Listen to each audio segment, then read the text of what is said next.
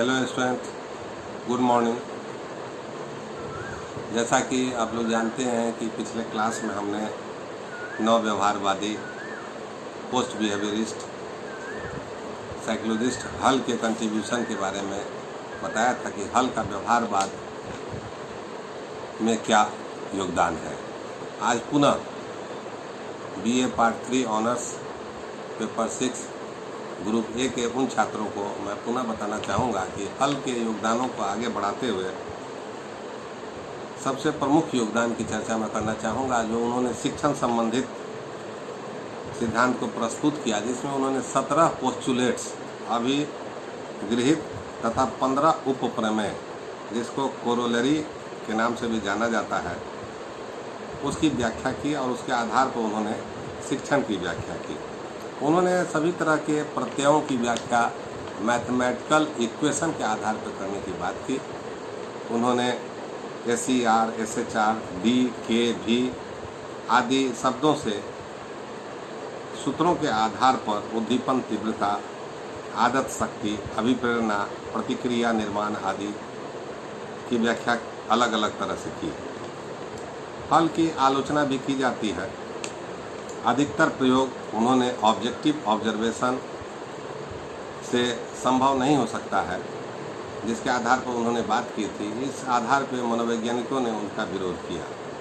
गणितीय आधार पे जो उन्होंने हर एक तरह की व्याख्या की वह काफ़ी जटिल थी, जिसे हर लोग समझ नहीं पाते थे। मनुष्यों एवं स्तनपायी जीवों में शिक्षण के सिद्धांत को जनरलाइज करना संभव नहीं था, इसलिए भी उनकी आलोचना की जाती है। अब हम BF स्किनर महोदय के योगदानों की चर्चा करेंगे कि व्यवहारवाद को बढ़ाने में इस नवव्यवहारवादी BF स्किनर महोदय का क्या योगदान है। BF Skinner Michigan Minnesota university में टीचर थे। The behaviour of organism 1938, science and human behaviour 1953 आदि महत्वपूर्ण पुस्तकों की उन्होंने रचना की। इनका अधिकतर प्रयोग उजले चूहे, कबूतर एवं अपने 2.5 साल की बच्ची पर इन्होंने किया। और पजल बॉक्स से संबंधित प्रयोग इनका काफ़ी ही नामी रहा, प्रसिद्ध रहा। हालांकि इन्होंने अपने बच्चियों पर अधिकतर प्रयोग करने के कारण कई मनोवैज्ञानिक इनके बच्ची के बारे में बताते हैं कि उनकी बेटी न्यूरेटिक हो गई थी। व्यवहार के अध्ययन के लिए इन्होंने बहुत सारे प्रयोग किए। तो इनका सबसे बड़ा योगदान प्रोग्राम लर्निंग को लेकर भी हुआ।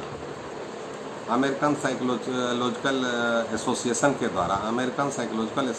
द्वारा इनके कंट्रीब्यूशन को देखते हुए गोल्ड मेडल एवं नेशनल मेडल ऑफ साइंस से भी नवाजा गया।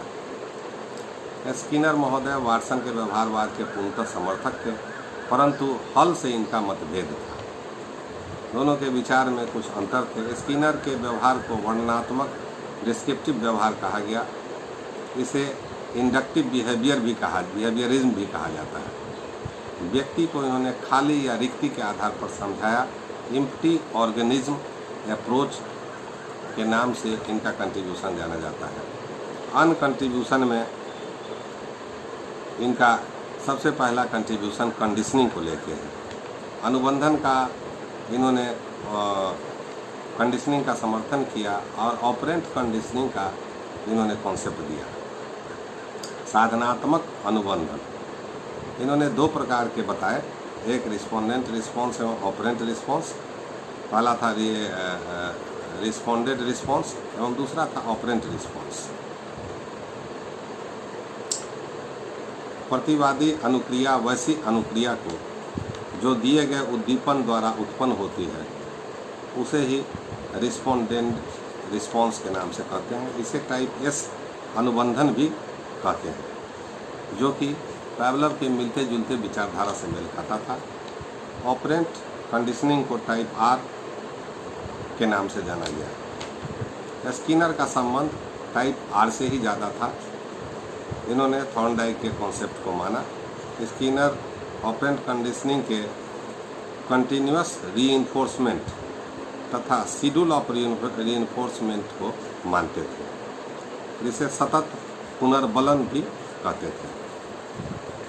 करेक्ट रिस्पॉन्स का संबंध सतत पुनर्वनन से था एवं खास अंतराल पर ही अंतर्बलन दिया जाए, और अंतर्बलन मतलब रीइंफोर्समेंट का प्रभाव उसी पर पड़ता है, ऐसा उनका मानना था। पैवलव के अनुसार स्किनर भी सेकेंडरी रीइंफोर्समेंट एवं बीजरुचि अनुबंधन मतलब एवर्सिव कंडीशनिंग का कंसेप्ट दिए। एवर्सिव कंडीशनिंग से वह किसी तरह के गलत व्यवहारों को रोकने की बात करते थे। दूसरा उनका कंट्रीब्यूशन ड्राइव को लेकर है, जिसे प्रणोद भी करते हैं। इसकी व्याख्या स्किनर ने भोजन, पानी आदि के रूप में किया, एक प्रणोद या ड्राइव के रूप में किया। तीसरा था संवेग, इमोशन। चूहे के विभिन्न प्रक्रियाओं पर प्रयोग करके, खासकर बिजली सफ़ेद चूहे पर किए गए प्रयोग, जिसमें बिजली के आधार पे, करंट के आधार पे उस चूहे पर प्रयोग किया गया।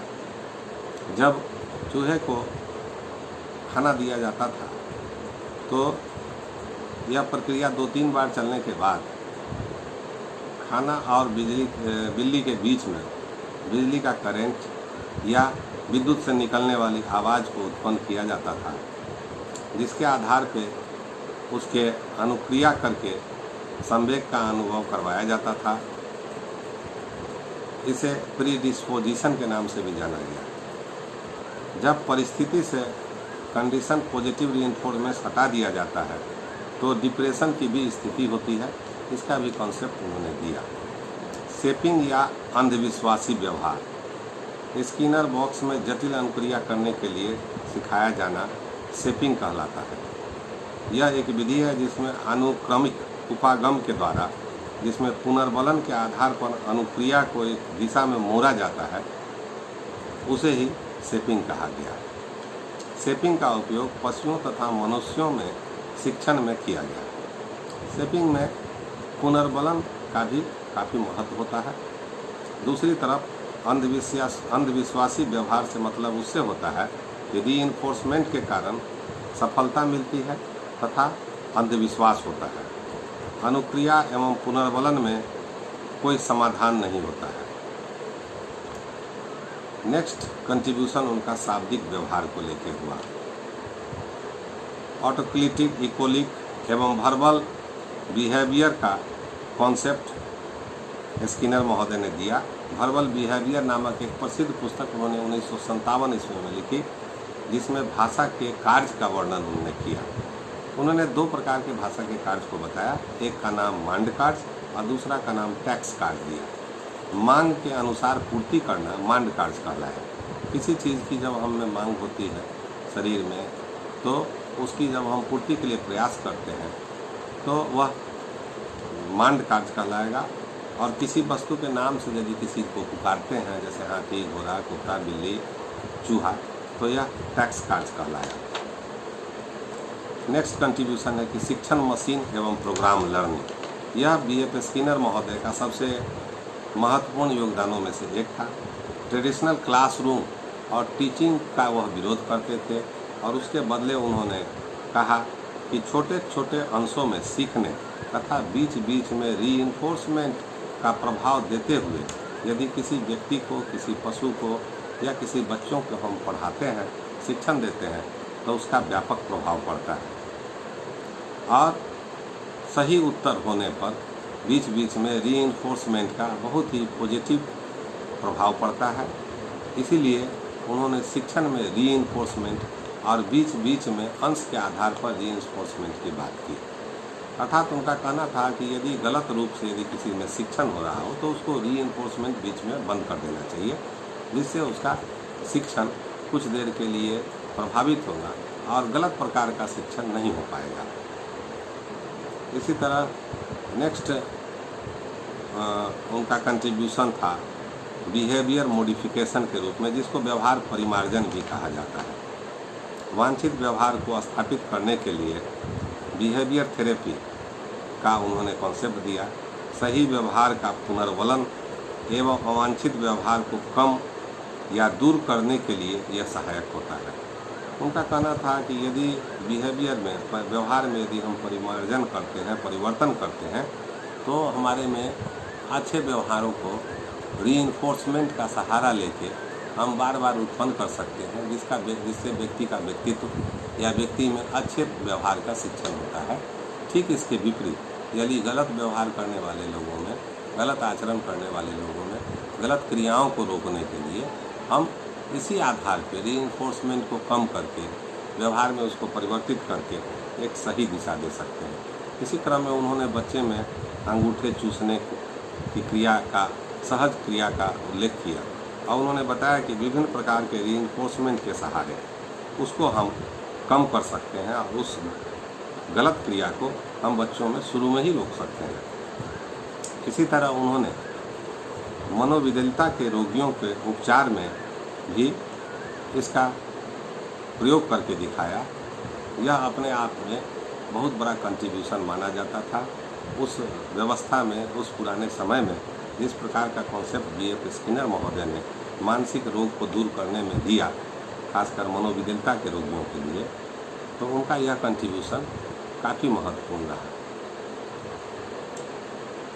Next contribution beyond freedom and dignity को लेके है। 1971 ईस्वी में एक किताब बियॉन्ड फ्रीडम एंड डिग्निटी नाम करके B.F. स्किनर महोदय ने लिखा। इसमें सामाजिक समस्याओं पर बल दिया। उनका कॉन्सेप्ट ह्यूमनिस्टिक अप्रोच का था, मानवतावादी दृष्टिकोण पर बल दिया। जैविक महत्व पर उन्होंने प्रकाश डाला और व्यवहार की तकनीकी पर जोर दिया। उनका बहुत ज़्यादा एम्फेसिस उन्होंने पुनर्बलन पर दिया और अरुचिकर व्यवहारों से मुक्त कैसे हो, इस पर उन्होंने बात की। इस तरह से बियॉन्ड फ्रीडम एंड डिग्निटी, जो 1971 में उनके द्वारा लिखी गई लगभग अंतिम पुस्तक मानी जाती है, उसमें ह्यूमनिस्टिक अप्रोच को लेके एक नए अध्याय को जोड़ा, एक नए विषय को चर्चा में लाया, जिसकी बहुत ही सराहना की गई। इतने कंट्रीब्यूशन के बाद भी B.F. स्किनर महोदय का बहुत से मनोवैज्ञानिकों ने विरोध किया, उनकी आलोचनाएं भी की जाती हैं। प्रमुख आलोचनाएं यह की जाती है कुछ मनोवैज्ञानिकों के द्वारा कि B.F. स्किनर महोदय का जो कॉन्सेप्ट था व्यवहारवाद को लेकर, वह फंक्शनलिज्म की ओर इशारा करता था। वह कभी कभी फंक्शनलिज्म स्कूल के टीचर ज़्यादा माने जाते हैं या मनोवैज्ञानिक ज़्यादा माने जाते हैं। इसी तरह उनके मनोविज्ञान को डिस्क्रिप्टिव ऑब्जर्वेशन का मनोविज्ञान भी कुछ मनोवैज्ञानिक बोलते हैं। चॉम्स्की ने 1959 ईस्वी में संस्कृति के अध्ययन के लिए स्किनर की आलोचना की। उसी तरह कैंटर महोदय ने 1970 में कहा कि स्किनर ने सीमित व्यवहारों पर, खासकर चूहों पर उनका स्टडी ज़्यादा हुआ था, तो इसीलिए उनका कहना हुआ कि सीमित व्यवहारों पर उन्होंने अध्ययन करके और उसको जनरलाइज किया, उसको मानव एवं अन्य लोगों पर जनरलाइज किया, उसको सामान्यीकृत किया, जो कि उचित नहीं था। इसलिए कभी कभी वो कैंटर महोदय कहते भी थे कि मात्र लीवर को दबाकर इसकी व्याख्या करना ही मनोविज्ञान नहीं है। इसी तरह अन्य मनोवैज्ञानिकों ने भी B.F. स्किनर महोदय की आलोचना की, लेकिन कुल मिलाकर देखा जाए तो B.F. स्किनर महोदय ने वाटसन के व्यवहारवाद को आगे ही बढ़ाने का काम किया और उन्होंने कई व्यवहारिक चीज़ों पर काम किया, जैसे शिक्षा के क्षेत्र में, प्रोग्राम लर्निंग के क्षेत्र में, और उन्होंने अवांछित व्यवहारों को कैसे रोका जाए, वांछित व्यवहारों को कैसे डेवलप किया जाए, असामान्य मनोविज्ञान के क्षेत्र में, मनोविकलता के क्षेत्र में उनके द्वारा किया गया काम अविस्मरणीय है। इसलिए B.F. स्किनर के महत्व को हम कम नहीं आंक सकते हैं। Thank you.